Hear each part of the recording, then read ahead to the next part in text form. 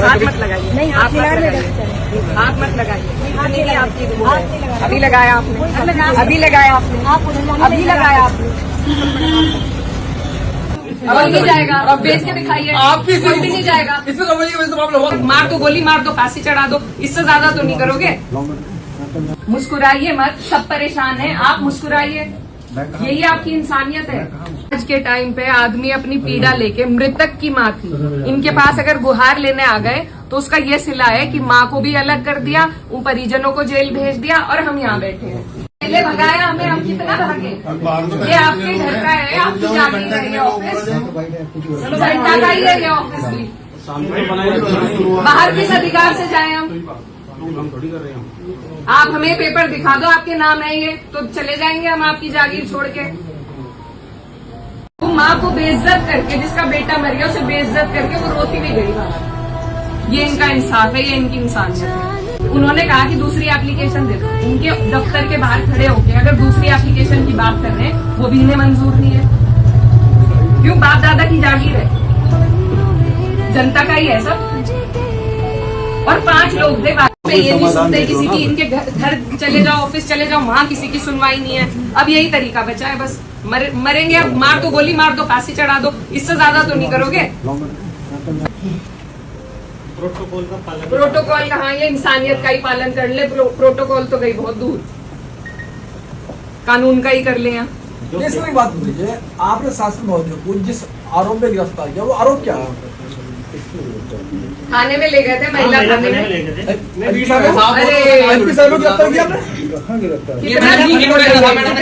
बोलेंगे कुछ तो शर्म बताओ। ले गए थे थाने,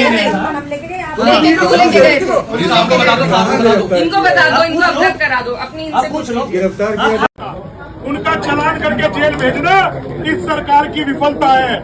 और कश्यप समाज की हो या पीडीए समाज की लड़ाई लड़ने का काम आप सब साथी हम मिलकर करेंगे। चौधरी अब नहीं जाएगा, अब बेच के दिखाइए, आपकी कोई भी नहीं जाएगा। इसमें मामला हुआ था, खा लिया।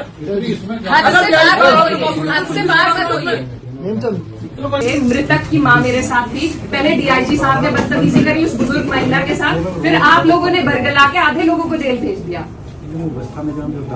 कोई जाम अगर लगाओ, दिखाओ भाई वीडियो, हम तो लगातार रिकॉर्डिंग कर रहे थे। हाँ दिखाइए, एक जगह जाम दिखा दीजिए, हम आपका काम छोड़ के चले जाएंगे। जाम दिखा दो, आप जाम दिखा दीजिए। कोई तथ्य होगा जब तो दिखाएंगे, कोई तथ्य होगा तब तो दिखाएंगे। अपने हिसाब से नहीं, अपनी तानाशाही के हिसाब से, कानून से ऊपर नहीं है आप। हम कानून के हिसाब से अरे मैम, आप वीडियो में भी आ रहा है, वीडियो में आ रहा है, वीडियो में भी आ रहा है।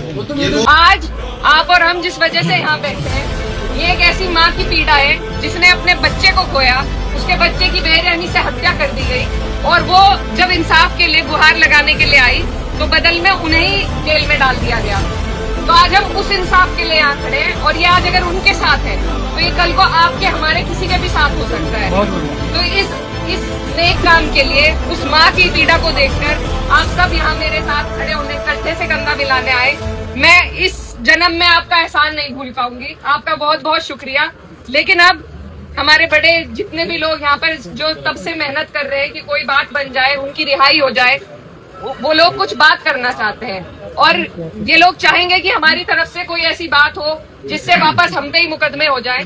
तो आपको और हमें अब संयम बनाकर 2 मिनट वो कुछ हम अपनी पेशकश रखना चाहते हैं। आप और हम बहुत प्यार से बिना वोटिंग के, और जो नारे लगाने वाले मेरे भाई हैं उनसे भी मेरा आग्रह है हाथ जोड़कर कि अब आप नारे ना लगाएं। अब वो जो हमारी बात थी, जब जिस चीज की जरूरत है हमें बहुत संजीदगी से, बहुत संयम से और हर व्यवस्था के साथ चलना है। जब नारों की जरूरत है हम नारे लगना है, जब नारे की जरूरत है हम नारे लगाएंगे, जब हमें बात सुनने की जरूरत है हम बात सुनेंगे, जब धरने पे बैठने की जरूरत है हम धरने पे बैठेंगे। आप सब ने बैठे, और आज हमने पहली बार इस जिले में खड़े होकर एक ऐसी लड़ाई लड़ी कि कल को अगर आपके हमारे साथ, एक और बात मैं कहना चाहती हूँ कि ये किसी एक समाज की लड़ाई नहीं है, इसको राजनीति से भी जोड़ने की जरूरत नहीं है, किसी के वोट की लालच की भी बात नहीं है। बात यह है कि अगर आज हम उनके लिए खड़े नहीं होंगे, कल को कोई आपके हमारे साथ अपराध हो, जुल्म हो, कल को कोई हमारे लिए भी खड़े होने वाला नहीं है। तो जब तक जब फरियादी के साथ ऐसा हो रहा है, जो बेकसूर है, जो पीड़ित है, जिनके साथ अत्याचार हुआ, तो इस सरकार में किसी की सुनवाई नहीं है। इसीलिए जरूरी है कि हम लोग अपना भाईचारा बनाएं। एक भाई को पीड़ा हो तो दूसरा भाई खड़ा हो, तभी हम इंसाफ पाएंगे।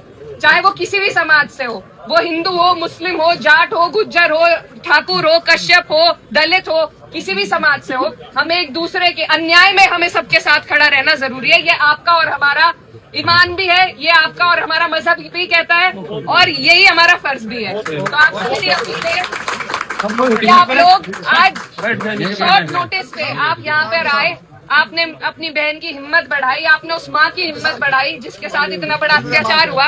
उनकी बिरादरी की बात नहीं है, वो माँ है, आपकी हमारी सबकी माँ है, किसी के साथ ऐसा अन्याय नहीं होना चाहिए। हाथ मत लगाइए, नहीं हाथ मत लगाइए, अभी लगाया आपने, अभी लगाया आपने, अभी लगाया आपने। क्या कहना चाहेंगे मैडम, क्या तानाशाही हो रही है?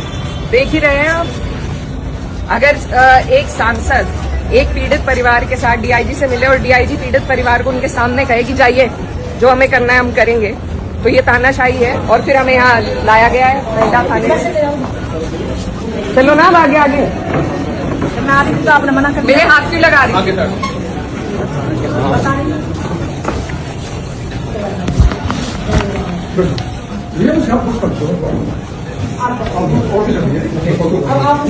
नहीं, अगर आप लोग वीडियो बनाएंगे हमारे लिए बनेंगे, ये तो बनाएंगे। डराने आई हैं?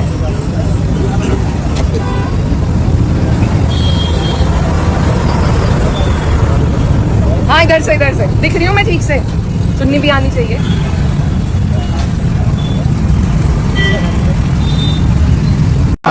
जोर जो उनकी टक्कर पर दोपहर से सबको विगत है, सबको जानकारी है कि किस प्रकार से प्रशासन के द्वारा अपनी तानाशाही रवैया के कारण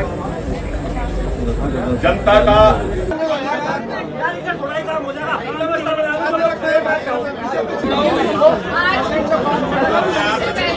इससे पहले भी यहाँ के अधिकारियों ने जिस तरीके से व्यवहार करा, आप सबने मेरा साथ दिया, सोशल मीडिया के माध्यम से हो, जैसे भी हो, आप सब अपने वो पहुँचानी चाहिए कि वो कब तक हमारे बीच आ जाए। कल सुबह टाइम मीडिया वाले सब लोग मौजूद हैं, देखिए हम आपसे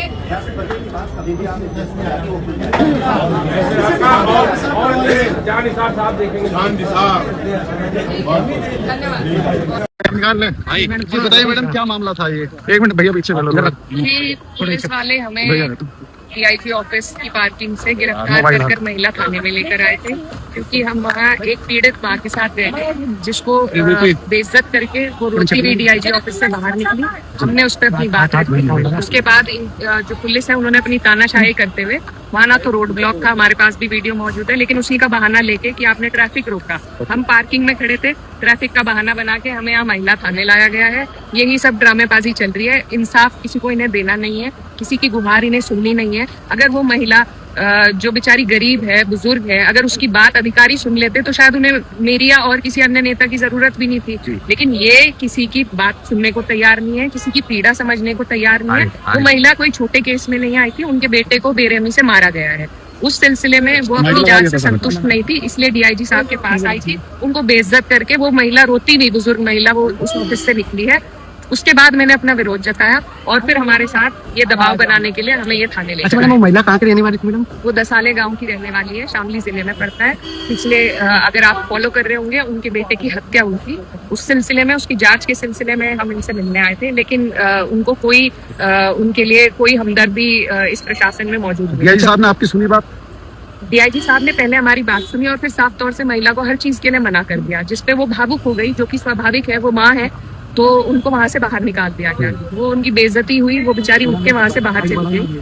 उस पर मैंने अपना विरोध जताया तो वो उठ के मीटिंग के लिए चली। जी मैडम, अब क्या कार्रवाई करना चाहिए? अब क्या आप वहीं आप देखिए, सुनवाई किसी की है नहीं इस सरकार में, और ये सीधे तौर पे, साफ तौर से उदाहरण है कि मुझे भी ये थाने लेके आए हैं 10 मिनट के लिए, सिर्फ एक ड्रामा, एक दबाव बनाने के लिए। तो ये लोग काम नहीं करना चाहते हैं, पीड़ितों के लिए, उनकी इंसाफ के लिए कोई काम नहीं करना चाहते हैं। सीधा सीधा ये सरकार के जो लॉ एंड ऑर्डर की दुहाई देती थी, सरकार कहाँ है वो लॉ एंड ऑर्डर?